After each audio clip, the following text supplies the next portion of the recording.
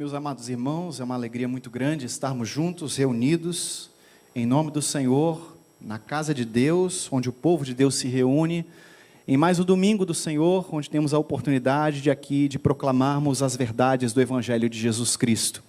Eu convido para que neste momento você abra sua Bíblia, por gentileza. Nós vamos ler o texto que está em Gênesis, no capítulo 50. Nós vamos ler dos versos 15 a 21. Gênesis, capítulo 50, versos 15 a 21. Gênesis 50, versos 15 a 21, diz assim a palavra do nosso Deus. Vendo os irmãos de José que seu pai já era morto, disseram: é o caso de José nos perseguir e nos retribuir certamente o mal todo que lhe fizemos. Portanto, mandaram dizer a José: teu pai ordenou antes de sua morte, dizendo: assim direis a José: perdoa, pois, a transgressão de teus irmãos e o seu pecado, porque te fizeram mal. Agora, pois, te rogamos que perdoes a transgressão dos servos do Deus de teu pai. José chorou muito enquanto lhe falavam. Depois vieram também seus irmãos, prostraram-se diante dele e disseram: eis-nos aqui por teus servos. Respondeu-lhe José: não temais, acaso estou eu no lugar de Deus? Vós, na verdade, intentastes o mal contra mim, porém Deus o tornou em bem, para fazer, como vedes agora, que se conserve muita gente em vida. Não temais, pois, eu vos sustentarei a vós outros e a vossos filhos. Assim os consolou e lhes falou ao coração. Feche seus olhos, vamos orar. Ó Deus soberano de toda graça, a tua palavra foi lida nesta noite. Oramos para que a proclamação da mesma seja de acordo com a vontade do teu Espírito Santo, para que o Senhor possa atingir corações, restaurar vidas, e para que o Evangelho da graça de nosso Senhor Jesus Cristo seja manifesto nesta noite. Nos ajuda, Senhor, para que aqui possamos expor o texto com fidelidade, para louvor de tua glória pedimos, em nome do nosso amado Redentor. Amém. Meus amados, a Bíblia retrata, nesta perícope que nós lemos, este trecho, a história de uma família. Esta é a família da aliança. A família que Deus escolheu dentre todas as famílias da terra para proclamar a santidade do seu nome. É por meio desta família que Deus então retrata a história da redenção. Esta é a família de Abraão, Isaque e Jacó. A família dos patriarcas, tão amados por Deus, escolhidos por Deus para levar seu nome. É por meio desta família que o Messias, pelo primeiro filho de Israel. Esta passagem bíblica narra que Jacó amava demasiadamente seu filho José, mais do que os seus irmãos. José era filho de Jacó com Raquel, a esposa que ele tanto amava e lutou para conquistá-la.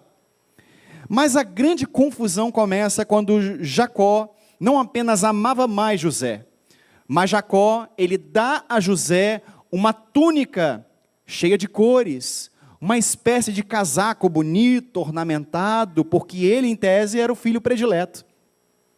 Isso causa nos demais irmãos uma grande confusão.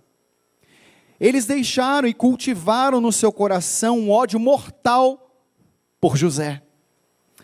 Isso tudo se intensifica quando José teve um sonho dado por Deus. E neste sonho era mostrado para José que havia alguns feixes, agrupamentos de folhas, de cereais. E o feixe de José, ele se levantava, e os dos irmãos estavam ao redor dele, e todos se inclinaram diante do feixe de José. Quando José contou isso, os irmãos logo falaram: você está pensando que vai dominar sobre nós? Quem é você para que nós um dia vamos nos inclinar diante de você? Você não é ninguém. E a história continua. Deus dá outro sonho a José. E neste segundo sonho, era visto que o sol, a lua e 11 estrelas estavam diante de José e se inclinaram diante de José.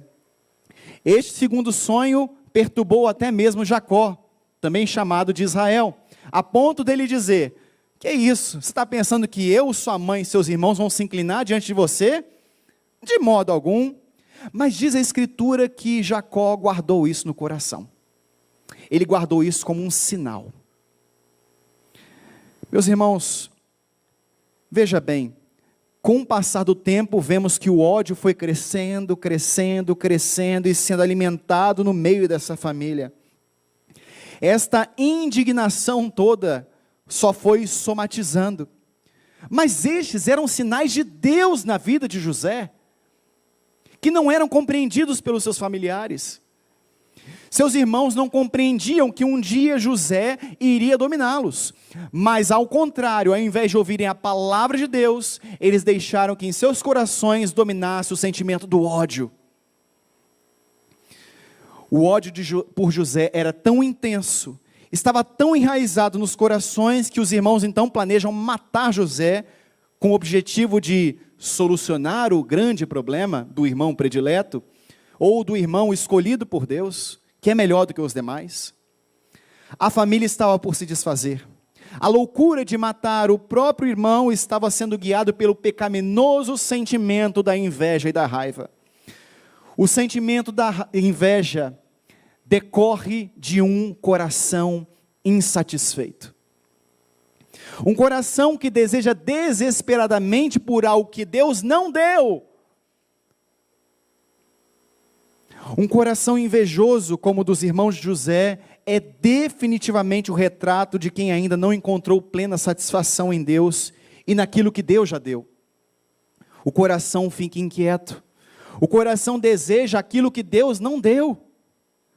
Para este coração, Deus e as bênçãos de Deus não são tão boas, porque a bênção do irmão é melhor do que a minha. Veja, é necessário cobiçar o que o outro tem, ou até mesmo desejar o mal do outro. A inveja é o desgosto ressentido, e até mesmo odioso pela boa fortuna ou bem-aventurança do outro.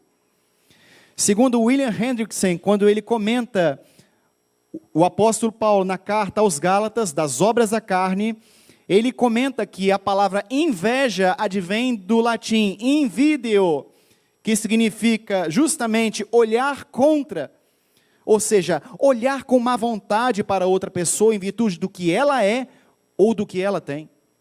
Ter inveja no coração é um problema de uma humanidade caída da presença de Deus. Foi por inveja que Abel foi morto por Caim. Este foi o primeiro homicídio da história da humanidade. A inveja é um problema crônico de uma humanidade caída, sem Deus.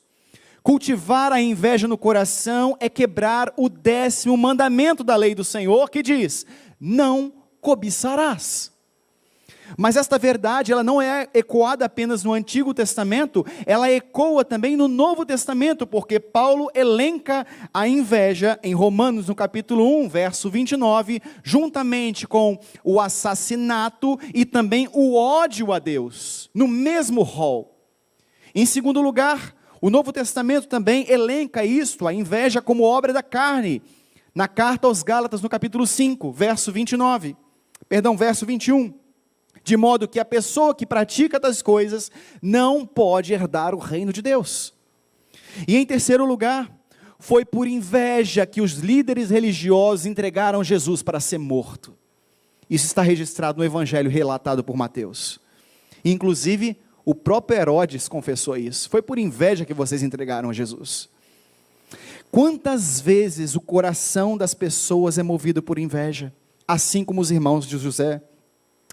Meus irmãos amados, a inveja está mais perto do que nós imaginamos. A inveja não é o problema do seu irmão, é um problema seu. É um problema de todas as pessoas que caíram da graça de Deus. E com isso, começamos a cobiçar o que o outro possui e o que nós não possuímos. Às vezes desejando o mal para o outro porque eu não tenho o que o outro tem. Ou também ficar com raiva porque o próximo está prosperando ou vendendo mais do que você e você deseja o mal para essa pessoa. Os irmãos de José cultivaram inveja em seus corações por anos, a ponto de entender que a solução para o problema era matar o próprio irmão. A inveja nos faz cometer loucuras. A inveja é obra da carne. A inveja, ela sufoca uma vida espiritual, de modo que a vida espiritual fica sufocada e infrutífera. A fé deve produzir bons frutos, irmãos. O salmista já deixou registrado no Salmo de número 23. O Senhor é o meu pastor, nada me faltará. Nada me faltará. Em outras traduções você pode ver que o sentido de nada me faltará, não é que eu vou ter toda a prosperidade do mundo, já que Deus é o meu Senhor e meu pastor, não vou ter falta de nada. Não é isso que Deus está falando. A expressão nada me faltará, também traduzida como de nada tenho falta, significa, se o Senhor é o pastor vida, você sequer precisa desejar aquilo que você não tem, porque Ele preenche o seu coração. Ou, o Senhor é tudo que eu tenho, de modo que não importa aquilo que eu não tenho, porque Ele me completa. É isso que o salmista está falando. A inveja é movida por um coração inquieto, um coração insatisfeito, e Agostinho já deixou registrado no seu livro Confissões: Senhor, fizeste-nos para Ti, e nosso coração só encontrará descanso se repousar no Senhor. Se não é pura inquietude de coração. A inveja é o resultado da inquietude de um coração que vive insatisfeito. A inveja é obra da carne. A inveja estava cheia no coração dos irmãos de José. Apesar dos irmãos de José terem tramado isso, você sabe muito bem da história que eles não mataram José, mas eles venderam José para uma caravana de ismaelitas. Ou também você vai encontrar em outro trecho da Escritura chamado de midianitas. Seja como for, tanto os ismaelitas como os midianitas são sinônimo de descendentes de Abraão. São filhos de Ismael, filho de Abraão com a escrava Agar. Olha o drama familiar. Eles não matam o irmão, mas vendem para os parentes. Vendendo quando escravo o próprio irmão. Para os parentes próximos. Descendendo do mesmo pai, do mesmo Abraão. O drama ele se intensifica quando as relações familiares estão conturbadas. O problema familiar não era só naquela família, ele foi se estendendo e multiplicando. José então foi vendido como uma mera mercadoria, porque para os irmãos de José era isso que José valia, era meramente uma mercadoria, um ato de mercancia. E José vai parar na casa de Potifar, que seria então o seu novo proprietário. Parecia que tudo estava perdido, parece que realmente o plano maléfico dos irmãos de José estava dando tudo certo. Mas Deus possui o governo de toda a história. Diz a palavra que Deus amava José. E Deus já tinha anunciado a Abraão em Gênesis no capítulo 15 que o povo de Deus seria peregrino em terra estrangeira e seria escravo por 400 anos. Deus está governando a história do seu povo. Ainda que às vezes aconteçam pecados e as situações se tornem difíceis, saibam de uma coisa, amada igreja do Senhor: Deus tem o governo de todas as coisas. Foi propósito de Deus levar o povo para o Egito, porque Deus quer ensinar ao seu povo o que eles precisam entender, que o povo precisa de redenção. O povo precisou ser escravo para depois desfrutar de uma liberdade com Deus. Então Deus, para cumprir o seu propósito redentivo, permite a existência de um pecado terrível de vender José, mas Deus no final sempre triunfará sobre os seus planos maravilhosos, porque ninguém compreendeu a mente do Senhor. É Deus quem governa a história, os planos de Deus sempre prevalecem, e diz a Escritura que José chega como escravo, mas rapidamente, José ele passa para ser, em primeiro estágio, um empregado doméstico destacado. Em segundo lugar, José passa de empregado destacado, de um empregado doméstico proeminente, para um assistente pessoal de Potifar. E em terceiro estágio, José passa de assistente pessoal de Potifar para o segundo em todo o reino do Egito. Quem faz essas coisas é Deus. Ainda que as circunstâncias estejam completamente desfavoráveis, mas Deus triunfará sobre todas elas. A única razão, diz a Escritura, de José, ele alcançar todas essas posições e seguir caminhando este caminho de vitória sobre vitória, era a presença da graça de Deus sobre a vida dele. Não era outra coisa. Gênesis fala isso claramente. E como diz o notável reformador João Calvino e servo de Jesus Cristo, tudo aquilo que você vê de bom em mim é Cristo. Tudo aquilo que é de mal, sou eu mesmo. A graça de Deus estava sobre a vida de José. Não era José, era a graça de Deus na vida deste homem. O que define a nossa vida, amados irmãos, não são os nossos pecados, mas é a graça de Jesus em nossas vidas. Se somos o que somos, se há alguma virtude em nós, é porque a graça de Deus está em nossas vidas. Se olharmos para nós mesmos, queridos irmãos, dentro de uma ótica divina, nossas obras são más.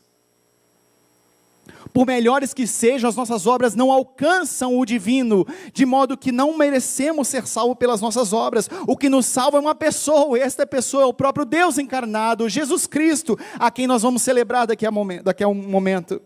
O Evangelho é anunciado como boas novas na vida de pecadores que pela graça de Deus se arrependem do seu pecado e praticam boas obras. As virtudes nascem de um coração transformado pela graça de Deus, pela habitação de Cristo em nós pelo seu Espírito. Quando pertencemos a Deus, exalamos seu bom perfume. Se há alguma moral boa em nós, se exalamos o bom perfume, é por causa da obra de Cristo na cruz. O Evangelho da graça transforma pecadores. O que nos define é quem nós somos em Cristo Jesus. Paulo trabalha muito esse conceito do que é estar em Cristo Jesus, porque em Cristo fomos eleitos, em Cristo fomos perdoados, em Cristo fomos amados antes da fundação do mundo, e em Cristo somos salvos para darmos bons frutos. A fé precisa frutificar.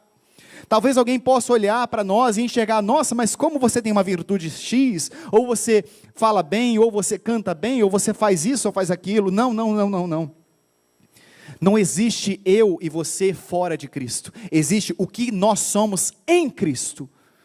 O que nos define é o que Cristo fez na cruz. E Cristo habita em nós pelo seu Espírito, a fim de que possamos dar bons frutos. O que seríamos de nós a parte da graça de Deus? O que seria de nós? Talvez pessoas moralistas que acham que pela sua boa conduta podem alcançar e conquistar o coração de Deus e garantir a salvação eterna. Deus nos livre desse pensamento diabólico. A verdade sobre nós e sobre as nossas obras e sobre as obras que José fazia é o que Paulo deixou registrado em Efésios no capítulo 2, verso 10. Pois somos feituras dele, criados em Cristo Jesus para as boas obras, que Deus de antemão predestinou que andássemos nela. Deus não apenas predestina a nossa vida para a vida eterna, mas Ele também predestina as boas obras que devemos fazer no poder do seu Espírito. Os cristãos fazem as obras de Cristo. Os cristãos, os discípulos, obedecem o seu mestre e se parecem com ele. Somos o que somos unicamente pela graça, e José entendeu isso. A graça de Deus estava sobre a vida dele. Certa vez Deus deu a Faraó um sonho, na verdade um conjunto de 3 sonhos. Mas resumidamente, estes sonhos mostravam que iria vir sobre a terra uma terrível fome. Mas ninguém podia interpretar, a não ser José. E sabe qual foi o motivo pelo qual o faraó proclamou? José tem o Espírito de Deus. José está onde está, porque Deus estava com ele. Veja, a ponto do faraó colocar ele como o segundo em comando do Egito, a fim de que ele implemente justamente o plano de garantir o alimento para o período de fome que iria se chegar na terra. José ganha autoridade sobre toda a terra do Egito. O sonho que os irmãos tinha anunciado pelos irmãos, que eles iriam se prostrar, começou a se cumprir na vida deste jovem José. Mediante o anúncio de Deus, então, José fez com que o Egito se preparasse para um terrível período de fome. E assim eles ajuntaram em celeiros os cereais para garantir o período de fome. E esta fome, por coincidência, chega na terra prometida, na terra de Canaã, onde habitavam os irmãos de José e também Israel. E por conta da fome, os irmãos tiveram a brilhante ideia, que parece realmente não estar conectado com nenhum plano de Deus, mas eles disseram: vamos ao Egito comprar alimento. E adivinha, quando eles chegaram no Egito, quem vendia os alimentos? José, o segundo governador do Egito, abaixo apenas do faraó. Meus irmãos, Deus aqui começa a trabalhar um plano de reconciliação familiar. Vocês estão entendendo o que está acontecendo? Deus está planejando um reconciliamento, uma reconciliação, familiar. Os anos tinham se passado, mas chegou a hora de Deus colocar um ponto final nessa reconciliação. A família não pode ficar dilacerada. E para isto, Deus usa os seus instrumentos da graça. Neste caso, Deus usou José. E no seu caso, Deus pode usar você também para restaurar relacionamentos, restaurar vidas. Deus quer nos usar como instrumentos de restauração na vida das pessoas. Deus e suas coincidências. Os irmãos chegam, quem vende os cereais? É José. Os irmãos, ao chegarem diante de José, eles se prostraram diante de José, cumprindo-se o sonho mais uma vez. Mas eles não reconheceram que era José. José, no entanto, ele reconheceu que eram os irmãos. E se você ler o texto bíblico, parece que José ali, ele dá uma dura nos seus irmãos. José reconhece que era eles. Aí sabe o que José fez? É aquele pessoal. Aí José foi, saiu dando chicotada em todo mundo. Foi isso que aconteceu? Não. José foi e colocou eles presos por 3 dias, falando: vocês são espiões da terra. E prendeu eles 3 dias. Mas sabe o que José fez? Ele foi para o canto chorar. Porque um crente regenerado, ele é regenerado embora as situações pareçam difíceis. Uma pergunta: José poderia, como governador do Egito, punir essas pessoas? É claro que poderia. Então José aqui está mais ou menos fazendo uma espécie de justiça retributiva. Mas convenhamos, amados, que justiça retributiva é essa? De acusar eles e depois prender eles 3 dias, depois liberar? É claro que José não fez isso, porque ele queria punir os seus irmãos. Antes, ele corria desesperadamente para chorar em secreto, porque o coração de José era um coração transformado pela obra da graça. José deseja ver o seu irmão Benjamim, que não tinha vindo. Os outros irmãos tinham se deslocado, mas Benjamim era o menino mais novo, ficou com Jacó em Israel, lá na terra de Canaã. Quando José vê que existe um filho mais novo e ele não estava presente, este filho é filho da sua mãe, Raquel, ele deseja ver o seu filho, ele deseja ver seu irmão, Então José, ele pega para si Simeão como refém, para que os irmãos voltem para a terra de Canaã com o alimento devido, saciem a fome dos seus familiares, mas retornem para pegar Simeão, mas com a presença de Benjamim. José está ansioso para ver Benjamim, o seu irmão mais novo, que nasceu de sua mãe Raquel. E agora o segundo encontro da família, se o primeiro já foi emotivo, o segundo é muito mais. Neste segundo encontro, então, a família volta ao Egito para, assim, tirar Simeão dessa situação de refém e levar Benjamim para que José, então, consiga encontrá-lo. E chegando lá, a pergunta que José fala: o pai de vocês está vivo? E eles falaram: sim, o pai está vivo. Aí nesse segundo encontro, José foi e também preparou 50 chicotadas em cada um. Foi isso que ele fez? A Bíblia fala que ele preparou um banquete.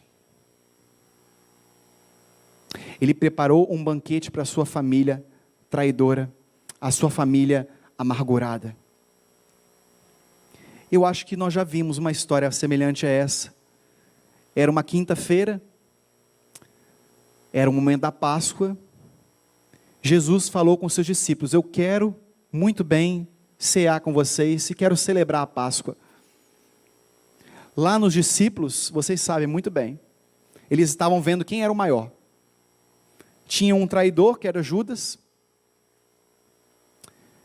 Pedro estava ali e iria negá-lo pouco tempo depois. E os discípulos demais iriam fugir. Talvez Jesus, sabendo dessas coisas, ele poderia: não vou oferecer alimento para esse bando de gente complicada não, de jeito nenhum. Mas ao invés de Jesus julgar esses seus discípulos, ele oferece um banquete da graça. E neste banquete ele oferece o seu próprio corpo e o seu próprio sangue. Semelhantemente, amados irmãos, esse banquete da graça para nós é a ceia do Senhor. Ao invés de punir os nossos pecados, Cristo nos oferece um banquete, um lugar para se sentar à mesa do Rei. Por meio do sacrifício de Cristo, somos convidados a celebrar a ceia do Senhor, a sua morte expiatória em nosso lugar. É por meio do banquete da graça que afirmamos que pertencemos ao Senhor e pertencemos uns aos outros como igreja. Pois diz a palavra, somos membros uns dos outros, o corpo de Cristo. O verdadeiro cristão sabe o que é ser tratado com graça. O verdadeiro cristão sabe o que de fato merece de Deus: a justa condenação pelos seus pecados. Mas ao invés de Deus condenar os nossos pecados, Ele condenou nossos pecados em Cristo Jesus, e puniu em cada gota do sangue de Cristo, porque Deus nos amou. E ao invés de dar 50 chicotadas, na verdade, ao invés de merecermos a morte eterna, Cristo nos oferece um banquete da graça. Meus amados irmãos, hoje nós vamos nos assentar à mesa. Temos que ter essas verdades esculpidas em nosso coração, e que o Espírito de Deus esculpa isso em nosso coração. A dignidade de nos assentarmos à mesa do Senhor não está em nós, ou em nossa boa moral, na nossa boa conduta, mas na obra vicária de Cristo Jesus na cruz. A dignidade de participar da ceia não está em nós, mas na fé que nos for imputada. Por meio da fé, aquele que satisfez plenamente a justiça de Deus, é Ele que me faz estar digno em sua mesa. Não é eu, não é você, não é o que fazemos, mas é o que Cristo fez na cruz, em nosso lugar. O único que teria condições, por seus próprios méritos, de agradar a Deus e satisfazer plenamente a justiça divina, é o próprio Cristo. E hoje Cristo oferece para todos nós perdão, restauração e graça a todo aquele que nele crê. Neste banquete espiritual, Cristo exige uma coisa de nós. Não que nós sejamos salvos por esta coisa, ou que nossa dignidade está atrelada a esta coisa, mas Deus não aceita pensamento dúbio. Deus não aceita sermos tratados de uma maneira e tratarmos as pessoas de outra maneira. Em outras palavras, assim como Cristo nos perdoou, devemos perdoar também. Ele exige isso dos seus filhos, Ele exige isso dos salvos, de modo que não há como participar da ceia do Senhor, que estamos afirmando nossa relação pactual com o Cristo dos pactos, e uma relação pactual entre nós, o povo da aliança, uns com os outros, se guardarmos em nossos corações mágoas, rancor, raiz de amargura, pensamentos facciosos e outras obras da carne. A ceia é celebrada por aqueles que são igreja, no corpo de Cristo. Por meio da ceia, afirmamos nosso compromisso pactual com Cristo e uns com os outros. Após a refeição, então, aquela fatídica refeição, os irmãos, eles se despedem mais uma vez, mas José, ele quer testar a lealdade dos seus irmãos. E o que ele fez? Ele pegou a sua taça de prata e colocou na bolsa de Benjamim, porque José queria testar se Benjamim fosse acusado, qual seria o comportamento deles? Afinal, anos atrás, eles resolveram vender o seu próprio irmão. Então José, naquele ato, ele deseja testar os seus irmãos para saber, deixa eu ver se esse povo sabe perdoar. Deixa eu ver se esse povo vai deixar Benjamim para trás e vai deixar ele aqui comigo como escravo. E foi isso que aconteceu. Foi isso que aconteceu no aspecto de José. José mandou que colocassem a taça na bolsa de Benjamim. Assim que os irmãos saíram daquela região do Egito, saindo da cidade do Egito, José manda seu mordomo, vai atrás deles, porque alguém roubou a minha taça de prata. E quando o mordomo de José chega lá, adivinha onde estava a taça de prata? Na bolsa de Benjamim. Agora está o que vai acontecer. Todo mundo sai de onde está e volta para a casa de José. Chegando na casa de José, Judá sai em defesa ao seu irmão. Ele fala: por favor, não faça isso. O nosso pai, Judá falou 14 vezes, o nosso pai, já perdeu um filho. Ele não pode perder esse menino, porque ele é filho da Raquel, e Raquel já tinha falecido. Judá, ele se coloca no lugar de Benjamim. Nesse momento, amados irmãos, a emoção não se conteve quando Judá falou 14 vezes: meu pai, meu pai, meu pai, meu pai. O coração de José não aguenta mais, e assim ele revela a sua identidade aos seus irmãos e diz: eu sou José. Eu sou aquele que vocês venderam aqui para o Egito. Os irmãos ficaram com medo. Estamos diante de um homem poderosíssimo, e ele era o irmão que nós traímos lá atrás. Já era, vamos todos morrer. Diz a palavra explicitamente que eles ficaram aterrorizados. Ele vai se vingar de nós, é a oportunidade para ele dar o bote. Mas o que acontece, meus amados irmãos, é uma bela cena de um crente transformado pela graça de Deus. José disse: não fiquem tristes, nem mesmo com vocês, não fiquem irritados com vocês mesmos. Foi propósito de Deus que tudo isso aconteceu. Foi para preservar a vida de vocês que eu estou nesta posição. Não foram vocês que me enviaram para cá, mas Deus, o próprio Deus me enviou para ajudar vocês. Este é o resultado de um coração transformado pela graça de Deus. Num ato emocionante, José olha para Benjamim e se lança ao pescoço do seu irmão mais novo e abraça, e os irmãos se beijam e se abraçam, porque o relacionamento estava sendo reconciliado por um instrumento da graça. Deus quer fazer isso conosco, irmãos. Deus quer fazer isso conosco e em nossos relacionamentos. Nós queremos e precisamos ser instrumentos de restauração. Não há como nós sermos acolhidos por Deus. Veja bem, Deus poderia pagar todo o mal que um dia nós fizemos.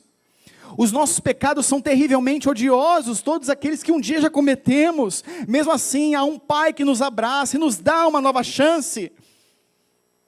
Assim como José é homem transformado pela graça de Deus, devemos transbordar do amor de Cristo para com os irmãos.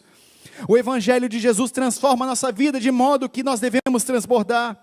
As boas obras não podem ser apenas ditas com boas palavras, mas com uma nova vida, uma vida transformada, que não procede de preceitos morais, mas se trata de uma graça de Deus na vida e no coração de um pecador convertido. A reconciliação traz cura para a alma. O perdão de Deus aquece o coração e nos faz amar uns aos outros.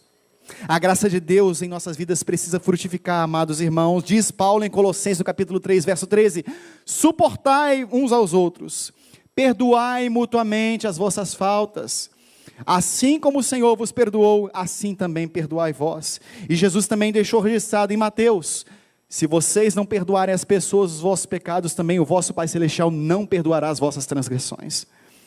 Então o mandamento é: assim como Deus nos perdoou, também devemos exercer o perdão.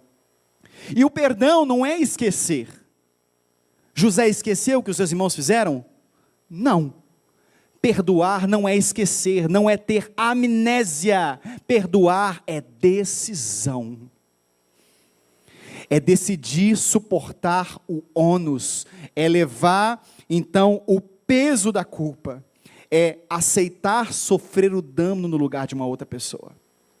Lembre-se que existe uma pessoa que suportou todo o dano odioso que um dia nós cometemos, e essa pessoa é Jesus Cristo, nosso Salvador. Ele suportou a condenação que não era dele, a dívida era nossa diante do Pai, por conta dos nossos pecados, mas Jesus apagou essa dívida com seu precioso sangue. Perdoar é aceitar pagar a dívida, é aceitar receber o dano em prol de um bem maior. O perdão traz cura para a alma, amados irmãos. Quem não perdoa, permite que no coração nasça a conhecida raiz de amargura. E eu sei que às vezes é difícil perdoar, mas quando nós não aceitamos perdoar, estamos dizendo a Deus: Senhor, Deus, eu sei que eu peco também, mas esse irmão, o que ele fez comigo, não tem perdão, não tem como. Veja que esse argumento é falacioso e é arrogante, porque às vezes a pessoa acha, não, mas para Deus é fácil perdoar. Deus fácil perdoar? Isso não tem fundamento bíblico. Porque para Deus perdoar, não basta Ele pensar em perdoar, não basta Ele conceber uma ideia de perdão. Ele tem que fazer, e Ele fez, Ele se humilhou, Ele suportou por amor. Perdoar para Deus não é fácil. Na verdade, Ele viu o seu próprio Filho sofrendo a encarnação, que é um estado de humilhação, e levando sobre si os pecados do seu povo. E também, esse pensamento é arrogante de modo, Senhor, é fácil para te perdoar. É também arrogante porque o nosso pecado contra Deus é mais grave, porque o nosso pecado ofende a santidade de Deus. E quando nós escolhemos não perdoar o próximo, estamos falando que somos melhores do que Deus, somos mais santos do que Deus, ou temos valores maiores do que Deus, estamos em outro patamar. Não, amados, isso não é um argumento falacioso e mentiroso de Satanás. Só Deus conhece nosso interior e sabe a odiosidade do nosso pecado, porque Ele é o santo. É contra o Senhor que os seus pecados foram cometidos. Então, os pecados que seu irmão comete, com certeza, são muito inferiores àquilo que você um dia já fez e Deus já te perdoou. Esse é o ponto. Após Jacó morrer, e é o texto que nós lemos, os irmãos ficaram com medo de serem perseguidos. Agora já era, ele vai nos matar. Já tinha se passado anos da reconciliação, e é o texto que nós lemos. Os irmãos, uma vez que Jacó morreu, os irmãos ficaram preocupados. Agora já era, o papai morreu, agora ele vai vir com tudo para cima da gente. No entanto, em um ato cheio de emoção, José afirma o perdão, ele reafirma o perdão e chora abundantemente junto com seus irmãos e diz: vós, na verdade, intentaste mal contra mim, porém Deus o tornou em bem, para fazer como vedes agora, que se conserve muita gente em vida. O Evangelho de Jesus muda a nossa vida e muda as nossas relações. José era um homem transformado pela graça de Deus, que não usou do seu poder que lhe foi dado para fazer mal à sua família. Antes, Deus colocou ele nesta posição para ser um instrumento de restauração familiar, para outorgar perdão a quem não merecia perdão, e para socorrer no momento da adversidade, da fome, e demonstrar misericórdia e perdão. A história da família da aliança é a mesma coisa. A família de Israel é a história de uma família que vivia amargurada. A história de Israel começou assim. Lembra? Israel é o nome de uma nação e também o nome de uma pessoa. Jacó. Essa era a família de Jacó. E foi esta família que Deus escolheu para fazer dela uma bênção. Deus escolhe a sua igreja não porque somos perfeitos em nós mesmos, mas porque Ele transforma a nossa vida para sermos como Cristo.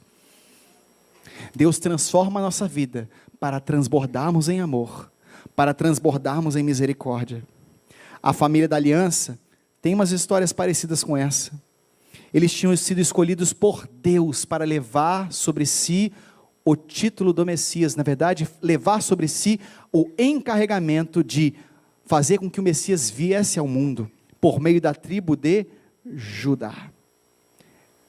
Lembre-se que Judá, ele se colocou na brecha, no lugar do seu irmão Benjamim. Essa história eu acho que nós já ouvimos também muito bem contada no Novo Testamento. A história da família de Deus, da igreja, é exatamente igual. Vivemos situações difíceis. Muitas vezes deixamos que em nosso coração cresçam sentimentos carnais que sufocam o fruto do Espírito. No entanto, a história do povo de Deus é uma história de perdão, de reconciliação, de amor. Somos muitos membros, mas somos membros de um só corpo. E somos membros uns dos outros. Se olharmos para dentro de nós, como deseja o Espírito Santo nesta noite, certamente encontraríamos grandiosas falhas em nós. As pessoas às vezes não sabem as nossas falhas, mas você próprio sabe as suas falhas, e Deus conhece. Como você não pode perdoar um irmão? Se Deus nos desse um olhar divino, e olhássemos sob a ótica dele, quem nós verdadeiramente somos, eu acho que nós veríamos um monstrengo terrível. Um monstro que verdadeiramente nós somos, se a graça de Deus não estiver sobre nós. Se Deus não refrear a nossa língua, se Deus não refrear os nossos pensamentos, se Deus não refrear os nossos impulsos. Quem somos nós, irmãos, fora da graça de Deus? Monstros, pessoas odiosas, mas Deus escolheu amar estas pessoas, nós, por isso estamos aqui. Meus amados irmãos, se ao pecarmos, Deus simplesmente tirasse nossa vida, imagina comigo, você acabou de pecar, se Deus tirasse a sua vida neste momento, e não te desse a oportunidade de arrependimento, você sabe para onde você iria, não sabe? Mas quantas vezes você pecou, e Deus sabe que você pecou, Ele aguardou para você se arrepender? Quantas vezes Deus te tratou desta maneira? E quantas vezes nós não tratamos assim os nossos irmãos? Deus não aceita que pensemos de maneira dúbia. Deus não aceita que Ele trate a gente de uma maneira e a gente não faça da mesma maneira com o próximo. Mas a história do povo de Deus é a história do Evangelho que se desenrola ao longo do tempo. Deus traz boas notícias, mediante a nossa união com Cristo, realizada no poder do Espírito, somos convocados a fazer parte de uma nova história. Sinto muito, Jesus não te salvou para te fazer uma pessoa melhor do que você um dia foi. Jesus te salvou para fazer de você e você ter uma nova identidade. Não é ser sobre melhor, mas é ser como Cristo, não é ser apenas melhor, a identidade verdadeira dos cristãos. Por isso nós somos igreja, somos corpo de Cristo, o povo de Deus, membros uns dos outros. Que Deus nos ajude, amados irmãos, a sermos como José, de acordo com a graça do Evangelho de Jesus Cristo, um homem transformado pela graça, e um instrumento de restauração na vida de pessoas. Que sejamos pacificadores no meio do povo de Deus, que possamos nos arrepender dos nossos erros, que possamos perdoar. Eu desejo sinceramente que o Evangelho de Jesus Cristo transforme a sua vida. Vamos orar. Santo Deus, diante da Tua presença estamos, e pela proclamação da Tua palavra nesta noite, oramos para que ela encontre lugar no coração dos nossos irmãos, para que haja arrependimento, haja libertação, haja cura, haja restauração de vidas e relacionamentos, Senhor. Senhor, como Tu tens sido bondoso para conosco, como nós não podemos transbordar, Senhor. Devemos transbordar e fazer bem aos nossos irmãos. Nos ajuda a vivermos o Evangelho de Jesus, que é um Evangelho de restauração. Ó Deus, perdoa as nossas transgressões, nos perdoa os excessos, nos ajuda a amar uns aos outros, porque este é o mandamento que Cristo deu à sua igreja, que amemos uns aos outros. Nos ajuda para que esta palavra possa nos colocar de pé, possa nos colocar no alvo de Jesus, aquele que morreu a morte que deveria ser nossa. Te agradecemos por esta palavra que falou aos nossos corações, porque o Teu Espírito Santo está em nossos corações e no meio do Teu povo. Te adoramos, Te bendizemos em Cristo Jesus. Amém.